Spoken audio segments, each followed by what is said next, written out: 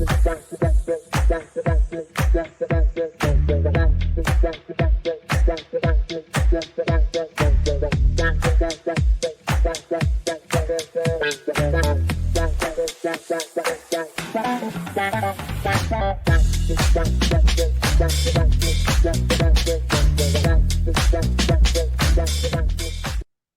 everybody, this is Jyotsna and my students like to call me Coach Joe. And my purpose is to help students reach their maximum potential, get into highly selective colleges and win tons of scholarship. But guess what? Performing academically in school is the number one thing that students need to focus on, along with other things, right? Course curriculum, grades, their AP scores, all of them matter. And we've seen students struggling with AP courses and specifically AP computer science. We know that there are two APs, the AP computer science principles and AP computer science A or Java programming.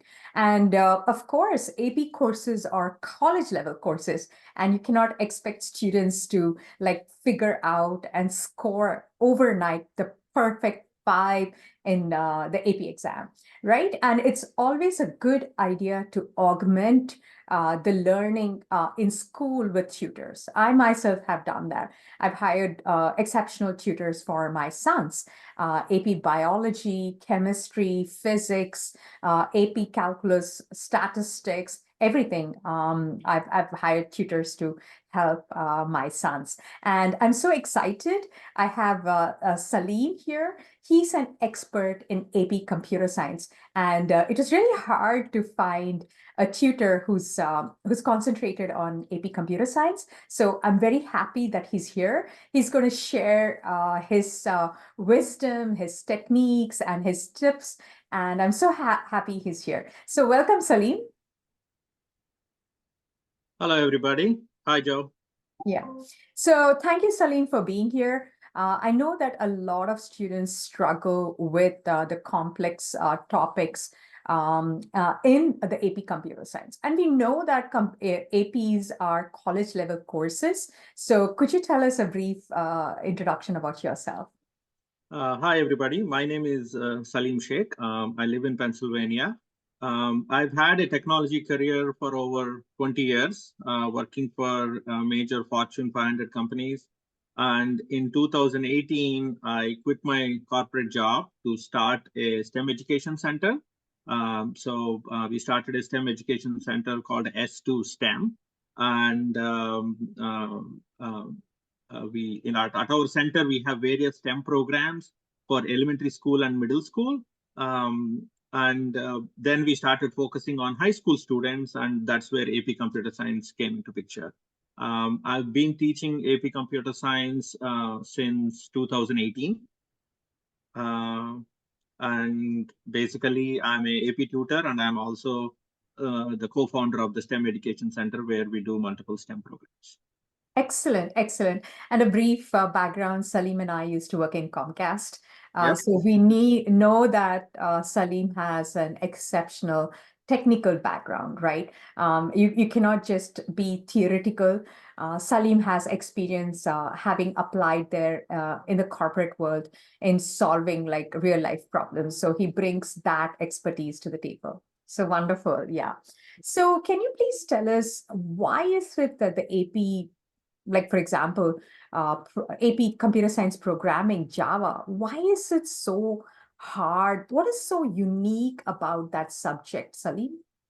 Yeah, so the number one challenge and unique thing about AP computer science is that majority of the schools, or I would say all of the schools, they don't have a structured curriculum that leads them up to the AP exam, right? So if you take math, right, you learn elementary math, and then you go to middle school, and then you learn algebra and trigonometry, and then you build your math skills right from elementary school to middle school, and then when you get to high school, you do AP Calc AB or AP Calc BC or whatever, right? There is a structure to it. Kids are slowly progressing towards that AP curriculum. Whereas for computer science, there is no structured curriculum, right? We might have a very bright student who's interested in learning AP computer science, but may not have had any experience in a formal computer science subject at school. So, here you have a bright student who have done good academically and they come to high school and then suddenly they are thrown into, right, an AP computer science course. Of course, it is a choice all the kids are making, right?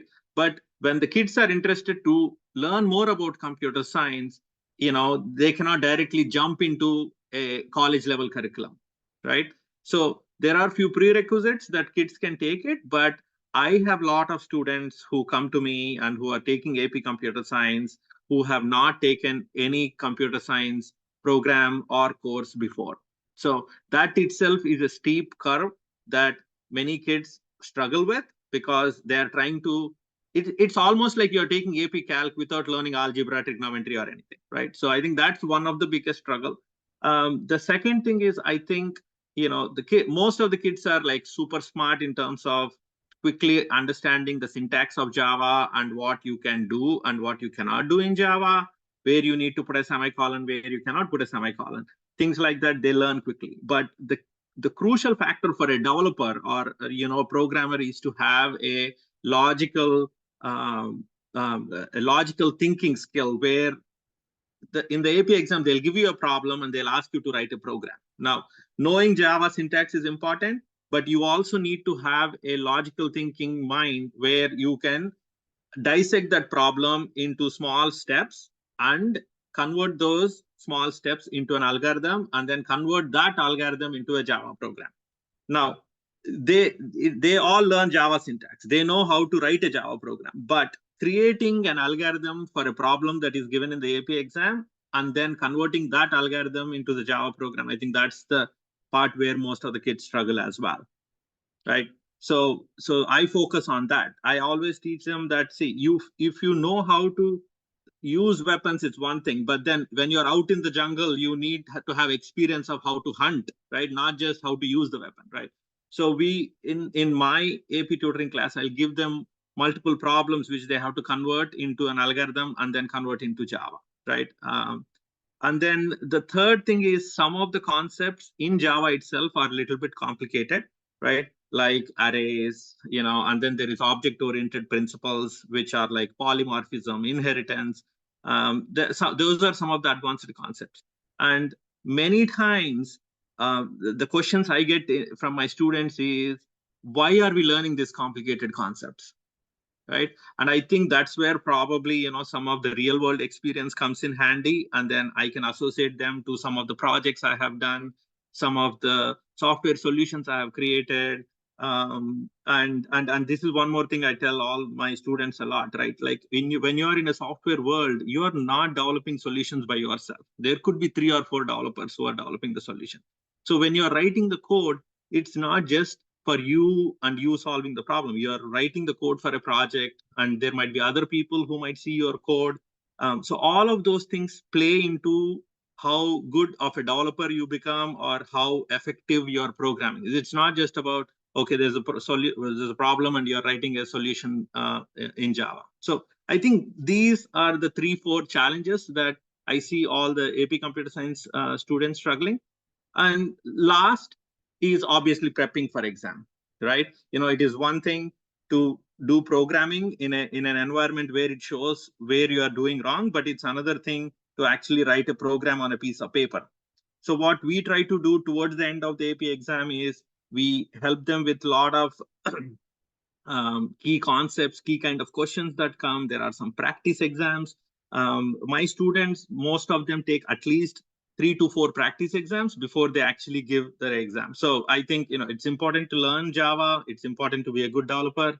But then again, they have one immediate challenge, which is they have to ace the AP exam, right? So I think that's the last challenge where we give them a lot of cards, a lot of practice exams, so that they are warmed up to give the AP exam and not like just getting into an AP exam and getting caught off guard.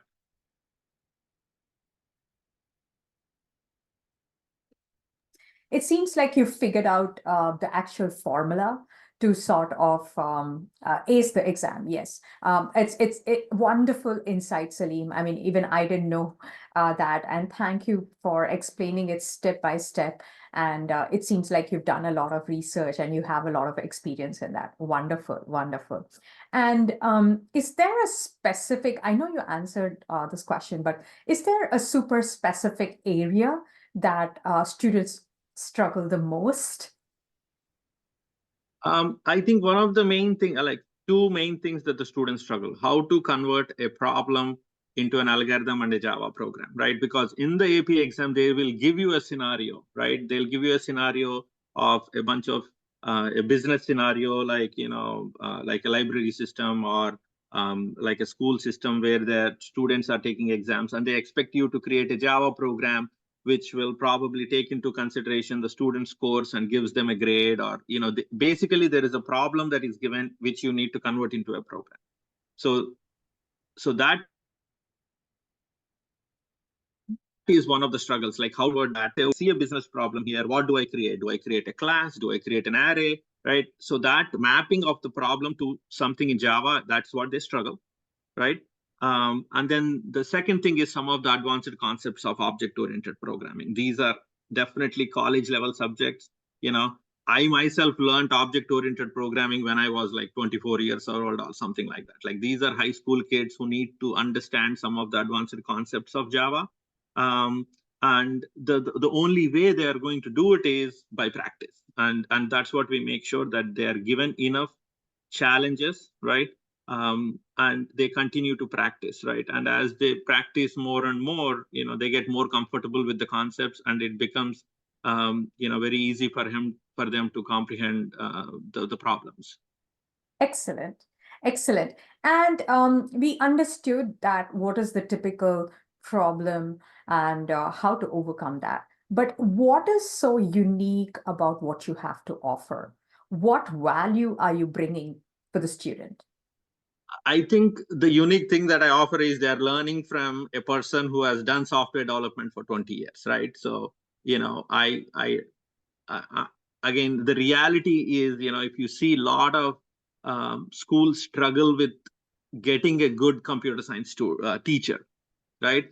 That's the unfortunate reality. There are a lot of, if you go and see who the AP computer science teachers are, sometimes a physics teacher is being asked to teach AP computer science, sometimes, a science teacher, and teachers are wonderful and they're always up to the challenge. And some teachers raise up to the occasion, and they try to do the best, but they have not been trained in teaching computer science. It's their own personal zeal from which they are trying to teach.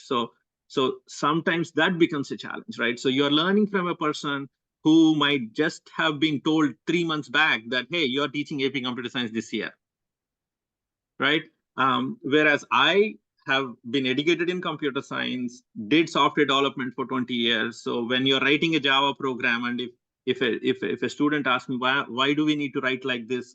Why can't we write the other way? Right? I can explain them better, giving them real world scenarios, right? And then also, I feel like kids always learn better when you clearly show them why they need to learn it, right? And when you explain them that, hey, this is how this can be applied in real world, they connect to it, right? Like, there could be a video game that they want to develop in Java, and the kids love things like that. And when they see that, okay, this is how you use polymorphism in a video game, they instantly connect the topic to something they are passionate about, and they understand, oh, okay, now I understand why polymorphism has to be used. So I try to get that connection, from the concepts and real world application. And once they have that connection, they automatically understand, why those things are used, instead of just, okay, why am I learning trigonometry? What for? Right? So I think that's one of the key, value propositions that I offer to my students. Excellent, excellent, Salim. This is like really, really wonderful. And also, last question, could you give an insight into how the AP exam is structured and how to get that 5 out of that exam? So, one of the things that kids struggle is unfortunately, you learn on a computer, but you give the exam on a paper, right? So that transition is I always tell that it's unfair for the students, right? In reality, nobody is writing program on a piece of paper. No developer writes a program on piece of paper, but but unfortunately that's what they're expected to do, right? So I actually help them practice to write the program. There is always an IDE. You go to certain tool to write your Java program. The tools have auto suggestions, the tools have auto corrections. They're always helping you write the program better and quicker. But then when it comes to AP exam, you have to write it on a piece of paper. So unless you are practicing that becomes the biggest challenge for the kids. The multiple choice questions, obviously you look at the question and then you pick one choice, but then the portions where you actually have to write the program, unless you practice writing a program on a piece of paper, it becomes real struggle for the kids. So I try to encourage students to do that, and the practice exams also that they take before the AP exam, that gets them into that mode that, okay, this is how I can write a piece of program on a paper, and then hopefully that's what helps them when they give the actual AP exam. Excellent, excellent. Thank you so much, Saleem, for providing such valuable insight into the AP Computer Science programming subject. And also, everyone, Saleem is going to give us a checklist, a guide to helping AP Computer Science. It will be attached to a recording. So thank you so much, Saleem, for being here. Thank you, Joe, for the opportunity. Yeah.